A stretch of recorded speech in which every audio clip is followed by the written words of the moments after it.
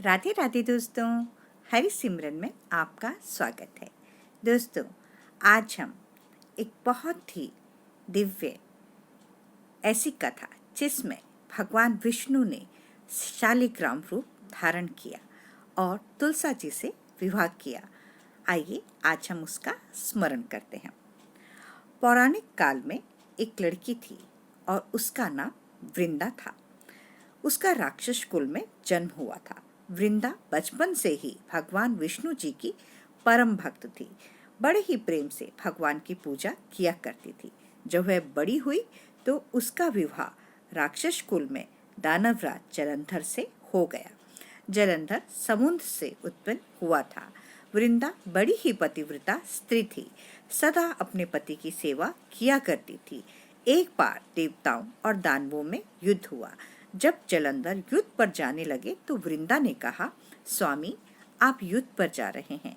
आप जब तक युद्ध में रहेंगे मैं पूजा में बैठकर आपकी जीत के लिए अनुष्ठान करूंगी, और जब तक आप वापस नहीं आ जाते मैं अपना संकल्प नहीं छोड़ूंगी।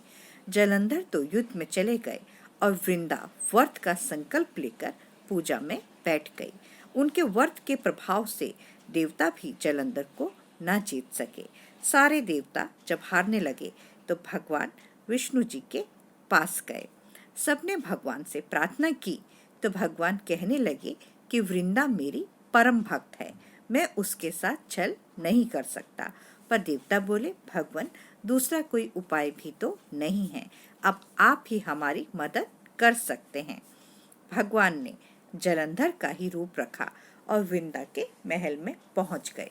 जैसे ही वृंदा ने अपने पति को देखा तो वे तुरंत पूजा में से उठ गई और उनके चरण छू लिए। जैसे ही उनका संकल्प टूटा, युद्ध में देवताओं ने जलंधर को मार दिया और उसका सिर काटकर अलग कर दिया। उनका सिर वृंदा के महल में आ गिरा। जब वृंदा ने देखा कि मेरे पति का सिर तो कटा पड़ा है, तो फिर ये जो मेरे सामने खड़े हैं ये कौन है? उन्होंने पूछा, आप कौन है जिसका स्पर्श मैंने किया?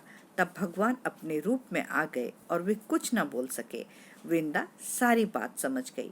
उन्होंने भगवान को श्राप दे दिया कि आप पत्थर के हो जाओगे और आपको भी पत्नी विरह का दुख सहना पड़ेगा। और श्री हरि विष्णु ने उसे अपने राम अवतार में चरितार्थ किया।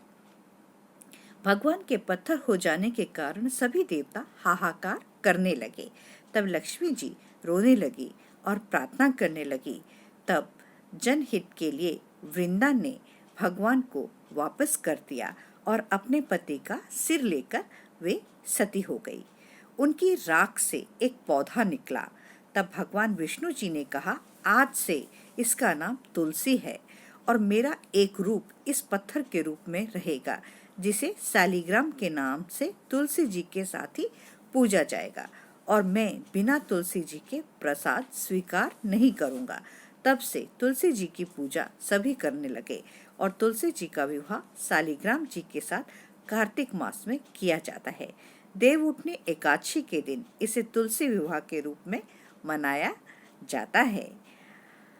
हरिओम तत्सत। जय जय श्री हरि।